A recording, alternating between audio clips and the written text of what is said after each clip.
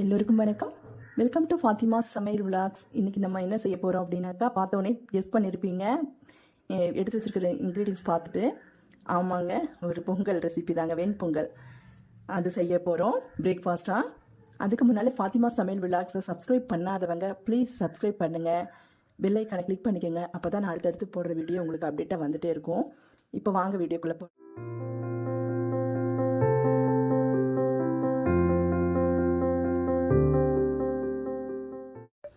இப்போ வெண்பொங்கல் செய்கிறதுக்கு தேவையான பொருள் என்னென்னு பார்க்கலாங்க. அரிசி ஒரு கப் எடுத்து வச்சுருக்கீங்க, பச்சரிசி. அதாவது பச்சரிசினா இது வந்து நான் போடுற அரிசி வந்து பார்த்தீங்கன்னா சீரக சம்பா இருக்கு இல்லைங்களா, பிரியாணி ரைஸ், அதுதாங்க நான் இன்றைக்கி போட போகிறேன். வெரி டேஸ்டியாக எம்மியாக இருக்குங்க. இந்த மாதிரி நீங்கள் இதில் செஞ்சு பாருங்கள், ஒரு டிஃப்ரெண்ட்டாக இருக்கும். இதை வந்து நம்ம என்ன பண்ணலான்னா இந்த பவுலில் அப்படி போட்டுக்கலாம். இது வந்து கிட்டத்தட்ட வந்து 125 எம்எல்ங்க. இது ஃபுல்லாக ஒரு கப்பு ஃபுல்லாக 125 எம்எல். அதாவது வந்து கிராம் கணக்கில் பார்த்தீங்கன்னா ஒரு 110 கிராம் இருக்குது. மில்லிக்கும் கிராமுக்கும் டிஃப்ரெண்ட் இருக்கு இல்லையா. அதே மாதிரி பருப்பு பாருங்கள், பாசி பருப்பு, உடச்சி பருப்பு. நான் வந்து இதுவும் அதே அளவு சம அளவு எடுத்துக்கிறேன். சம அளவுனா கொஞ்சம் கம்மியாக இருக்குது எங்கிட்ட, இவ்வளோதான் இருந்துச்சு. அதாவது அரிசியில் ஒரு 3/4 கப்புன்னு வச்சுக்கோங்களேன்.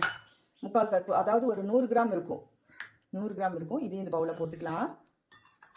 இதை வந்து நம்ம வந்து ரோஸ்ட் பண்ண போகிறோம், பாசி பருப்பை லைட்டாக. நான் உங்களுக்கு தேவையான பொருள் மட்டும் என்னன்னு சொல்லிடுறேன். அரிசியில் வந்து அப்படியே தண்ணி ஊற்றிடலாம். கொஞ்சம் ஒரு 10 நிமிஷம் ஊறட்டுங்க. ஒரு 2-3 முறை வாஷ் பண்ணிவிட்டு நம்ம குக்கரில் வேக போட போகிறோம் ரெண்டையுமே. இது அப்படியே ஊறட்டும். இது ரோஸ்ட் பண்ணிக்குவோம். அப்புறம் வந்து பார்த்திங்கன்னா முந்திரி தேவைக்கேற்ப, சீரகம் 1/2 டீஸ்பூன், மிளகு 1/2 டீஸ்பூன், ஒரு துண்டு இஞ்சி, இதை வந்து நம்ம வந்து பொடியாக கட் பண்ணிக்க போகிறோம். ஒரு பச்சை மிளகாய், கொஞ்சம் கருவேப்பிலை, கொஞ்சம் மல்லி இலை, அப்புறம் நெய் வந்து தேவைக்கேற்ப. நான் வந்து ஒரு கப் எடுத்து வச்சுருக்கேங்க.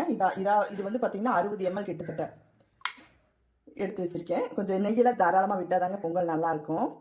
வாங்க இப்போ அடுத்தது என்ன செய்யலான்னு பார்க்கலாம். கேஸ் ஆன் பண்ணி கடாய் வச்சாச்சுங்க. காஞ்சிச்சு. இது லைட்டாக ரோஸ்ட் பண்ணிக்குவோம். வறுத்துக்குவோம். கரண்டு விட்டக்கூடாதுங்க. லைட்டாக ஒரு 2 நிமிஷம் வறுத்தா போதும். உங்களுக்கு தேவைக்கேற்ப உங்களுக்கு எதில் வேணாலும் எந்த ரைஸில் வேணாலும் செஞ்சுக்கலாங்க, தப்பே இல்லை. நான் ஒரு டிஃப்ரெண்ட்டாக காமிக்கணும் அப்படின்றதுக்காக தான் நான் வந்து இது பண்ணேன். ஆனால் இது வந்து ரொம்ப செம்ம டேஸ்ட்டாக இருக்குது. இப்படி நீங்கள் செஞ்சு பாருங்கள், போதுங்க. ஏன்னா இந்த கடாயோட ஹீட்டுக்கே கொஞ்சம் இதாயிரும், ட்ரை ஆயிரும். கேஸ் ஆஃப் பண்ணிக்கலாம். இப்போ இந்த அரிசியோட பாசி பருப்பு போட்டாச்சுங்க. போட்டுட்டு வாஷ் பண்ணி வச்சுருக்கேன். பார்த்தீங்கன்னாக்கா 200 கிராமுங்க. அது 2 பாசிப்பருப்பும் அரிசி சேர்த்து 210 கிராம் இருக்கும். இப்போ நம்ம வந்து 1 லிட்டர் தண்ணி வச்சுக்க போகிறோம். இது வந்து 1/2 லிட்டர் செம்புங்க. அது 1 லிட்டர் வைக்கலாம். அதாவது இந்த செம்பில் வந்து 2 வைக்க போகிற தண்ணி 2. இப்போ வந்து கழுவி வச்ச அரிசியும் இந்த பாசிப்பருப்பையும் இதில் போட்டுக்கலாங்க. தண்ணி கொஞ்சம் கூட இருந்தாலும் தப்பில்லை, கொஞ்சம் குலைவாக வேகும். கம்மியாக மட்டும் வைக்காதீங்க. கொஞ்சம் உப்பு போட்டுக்கலாங்க. நான் உப்பு போட்டதே வேக வைக்குவேன். கொஞ்சோண்டு ஒரு பிஞ்ச் அளவுக்கு வந்து மஞ்சள் பொடி சேர்த்துக்கலாங்க. என்னடா வெண்பொங்கல் அப்படின்ட்டு மஞ்சள் சேர்த்துக்கிறாங்களேன்னு நினைக்க வேண்டாம். இது ஆப்ஷனல் தான். உங்களுக்கு தேவைப்பட்டா போட்டுக்கலாம். இல்லை கொஞ்சம் கலர்ஃபுல்லாக வேணும் அப்படின்னாக்கா லைட்டாக போட்டுக்கலாம். இப்போ பாருங்கள், இத்தூண்டு மிக்ஸ் பண்ணிவிட்டு ஒரு 3 விசில் விட்டு எடுத்துக்கலாம். உங்கள் குக்கருடைய இது அளவு பொறுத்த அளவுக்கு ஒவ்வொரு குக்கர் பார்த்தீங்கன்னா சீக்கிரமாக விசில் வந்துடும், ஒவ்வொன்றும் லேட்டாக வரும். அதை வச்சு நீங்கள் வந்து மெசேஜ் பண்ணிக்கோங்க. நான் வந்து ஒரு 3 விசில் விட்டு நாம் ஆஃப் பண்ண போகிறோம். அதுக்கு இன்னொரு பொருள் நான் போட வேண்டியது இருக்கு. பாருங்கள், கொதி வருது. இனி அடுத்தது பாருங்கள், இந்த பச்சை வாசம் இல்லாமல் இருக்கிறதுக்கு இனி வந்து கொஞ்சம் நெய் வந்து இது கூட போட போகிறேன். மூடி போட்டுருவோம். இப்போ ஓப்பன் பண்ணி பார்க்கலாங்க. பாருங்கள், நம்ம ஊற்றின தண்ணிக்கு அப்படியே நல்லா குழைவாக வெந்திருக்கு பார்த்தீங்களா. அவ்வளோதான். இனி வந்து நம்ம வந்து தாளிச்சிக்கலாம். காஞ்சிருச்சுங்க. இதில் வந்து நெய் ஊற்றிக்கலாம். கொஞ்சம் தாராளமாகவே போட்டுக்கலாம். ஏன்னா அப்போ தான் கொஞ்சம் நல்லா இருக்குங்க. இதுக்கு நெய்யெல்லாம் சாப்பிட்றதுனால கொலஸ்ட்ரால் ஏறும்லாம் நினைக்காதீங்க. நெய்யெல்லாம் நல்ல கொலஸ்ட்ரால் தான். ஏன்னா பொங்கல் எல்லாம் நம்ம என்னைக்காவது ஒரு நாளைக்கு தான் வந்து நம்ம செஞ்சு சாப்பிட போகிறோம். ஆக்சுவலி பார்த்தீங்கன்னா பொங்கல் வந்து சாப்பிட்டா தூக்கமாக வரும். இது வந்து பார்த்தீங்கன்னா ஒரு ஸ்லீப்பிங் டோஸ் மாதிரி தான் இது. ஆனால் என்னைக்காவது ஒரு நாளைக்கு சாப்பிட்லாங்க, தப்பே இல்லை. நெய் காஞ்சிருச்சுங்க. இப்போ வந்து ஒரு 1/2 டீஸ்பூன் வந்து மிளகு பொரியட்டும். அடுத்தது சீரகம் போட்டுக்கலாம் 1/2 டீஸ்பூன். இதை ஸ்கிப் பண்ணாமல் பாருங்கள். ஒரு 1/4 டீஸ்பூன் கட் பண்ணி வச்சுருக்கிற இஞ்சி. அடுத்தது ஒரு பச்சை மிளகாங்க. இது ஆப்ஷனல் தான். உங்களுக்கு வேணும்னா போட்டுக்கலாம், இல்லாட்டி வேண்டாட்டு ஸ்கிப் பண்ணிக்கலாம். குழந்தைங்க சாப்பிட்ற மாதிரி இருந்துச்சுனாக்கா நீங்கள் போட வேண்டாம், ஏன்னா மிளகு காரம் போதும். அடுத்தது கருவேப்பிலை,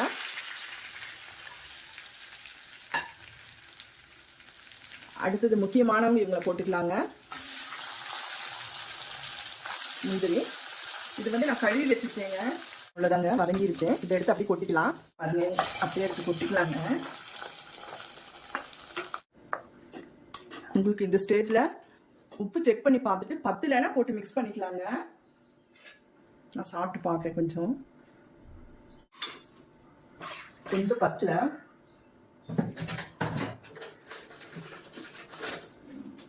கொஞ்சம் போட்டுக்கலாம். இந்த ஸ்டேஜில் உங்களுக்கு வந்து ஒரு நான் டிப்ஸ் சொல்கிறேன். எப்படின்னு கேட்டிங்கன்னா, பொங்கல் என்னதான் நீங்கள் இப்படி செஞ்சாலும் உங்களுக்கு கொஞ்சம் நேரம் ஆச்சுன்னா ட்ரை ஆயிடும் இல்லைங்களா? ட்ரை ஆச்சுன்னா உங்களுக்கு ஒரு இது சொல்கிறேன் நான்.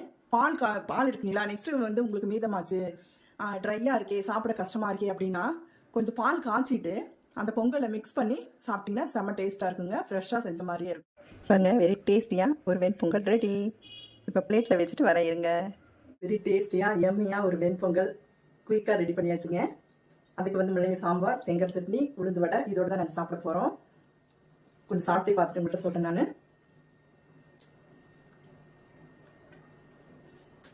வா, வெரி வெரி வெரி ரொம்ப டேஸ்ட்டாக இருக்குங்க. சாப்பிட்டு பேச முடியல உங்கள்கிட்ட, அதை வச்சுட்டு வந்தேன். என்னுடைய ரெசிபியெல்லாம் பிடிச்சிருக்குன்னு நினைக்கிறேன். பிடிச்சிருந்தா ப்ளீஸ் ஃபாத்திமா சமையல் விளாக்ஸ்க்கு சப்ஸ்கிரைப் பண்ணுங்கள், சப்போர்ட் பண்ணுங்கள். பக்கத்தில் இருக்கிற பெல் ஐக்கானை கிளிக் பண்ணிக்கோங்க. அப்போ தான் நான் அடுத்தடுத்து போடுற வீடியோ உங்களுக்கு அப்டேட்டாக வந்துகிட்டே இருக்கும். இன்னும் டிஃப்ரெண்ட்டாக வீடியோ நான் உங்களுக்கு போட்டுகிட்டே இருக்கேன். என்னுடைய வீடியோவை பொறுமையுடன் பார்த்தவங்களுக்கு அனைவருக்கும் நன்றி. என்னுடைய வீடியோவை ஸ்கிப் பண்ணாமல் பாருங்கள். தேங்க்யூ, தேங்க்ஸ் ஃபார் வாட்சிங். எல்லோருக்கும் நன்றி, வணக்கம். மீண்டும் அடுத்த ஒரு புதிய ரெசிபியோட உங்களோட சந்திக்க வருகிறேன். Tata, bye bye.